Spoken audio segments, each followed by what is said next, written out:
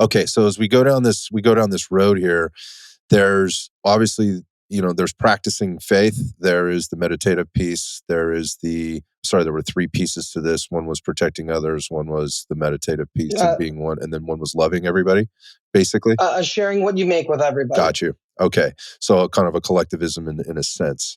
Um, the sharing with everybody can be measured at some level, right? With regard to like who is doing what, and then obviously can be shown out, right? The meditation is something that's very personal and to help you with these other things. But let's talk about the protecting others, and this other sword, if you will. Where does this come into play, and how does it manifest? And then what does it look like? Is this an army of people? Is this something that is being taught sort of like in schools or dojos within regions? How is that structured? I'm very curious about this. So that's a really cool question. So when our fifth teacher, he was martyred, and there's a lot of history there as well that it would probably take the whole Okay. podcast to explain. But again, it was all for love and for righteousness why he was martyred, and he actually led by example. Good leadership also important. He led by example to show that you even if you need to give up your life doing the right thing and standing up for what is Mm. right for the common person, you do it. So his son, who happened to be the sixth teacher, it didn't always go within families. But in this succession, it did. So from the fifth teacher to the sixth teacher, Guru Hargobinji, he actually taught us to start being military minded in the fact of being able to defend yourself and defend others. So he started. So at that time, it was the Mughal army that was invading and trying to um, take over rule in India. And during that time, a lot of stuff was happening in the Indian subcontinent with the injustices and stuff like that. So the first Sikh wars actually happened under him, again, for the and righteous defense and of all that stuff of the common person. And from there, having being that saintly and soldier minded person became even more important. At first, from what I understand, a lot of the Sikhs were taken aback by like, "Hey, why are we picking up the sword? We're such a peace-loving faith." And then when it was kind of pointed out that yes, even while being peace-loving, sometimes you do have to pick up arms in order to keep that peace and let people continue to practice faiths that they want to. So this is so much so important that so whenever like an area was liberated or captured under tyrannical rule, we would make a Sikh place of worship, but we make a Sikh place of worship third. So at that time, the two predominant faiths in India were Hinduism and Islam. Mhm. So we would first make a Hindu place of worship, a Muslim place of worship, and then a Sikh place of worship.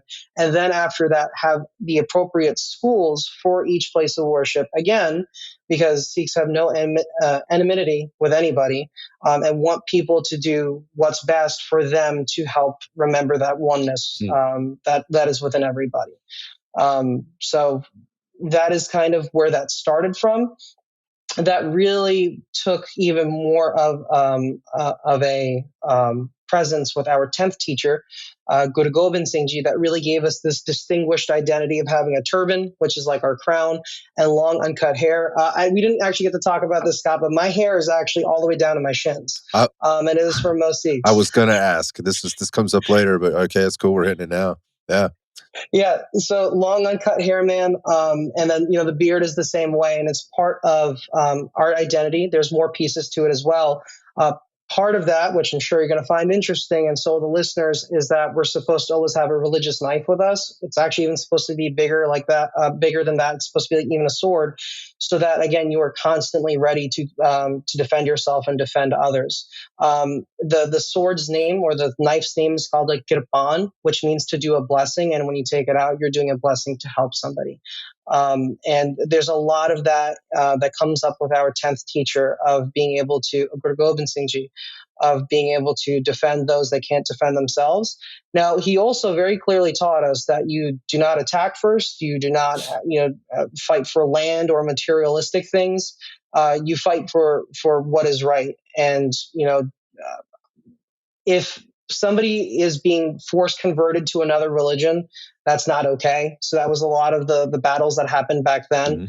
Mhm. And it was of the utmost importance for Sikhs to defend everybody that was subject to that tyrannical rule. And materialistic things never really, especially at that time, were of a concern for Sikhs. But having loving devotion to the prayers, to our teachers, to man, and also to our the weapons that we've been given are just as important.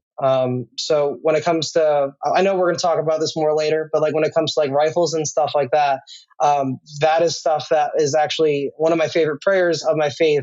Lists the rifle. Our 10th teacher, one of the longest poems that he's ever written that hasn't even been translated to English yet, is all about different ways of praising a rifle in poetic form. And all of our texts are in poetry. So it's quite beautiful, the parts that have been translated. So there's this love for man, there's this love for doing the right thing, and there's this love for equality and seeing that oneness within everybody. It's fascinating to me. Again, I had some sense of this, but not a ton. I will tell you that I've had conversations with United States service members that have served sort of in let's say tier one units or in the special operations world that have worked side by side with people of the Sikh faith in country and in another part of the world, and were very confused until they understood a lot of what you just explained, and now have the utmost respect for them when they're out. They may run into them or come across them or have to or work with them at some level, whether that be in wartime or otherwise. So this intrigued me a little bit because I didn't understand this part of it. I understood more of the faith piece, but not the inner workings of it and kind of where it came from. So you're giving me all the good stuff today. This is awesome.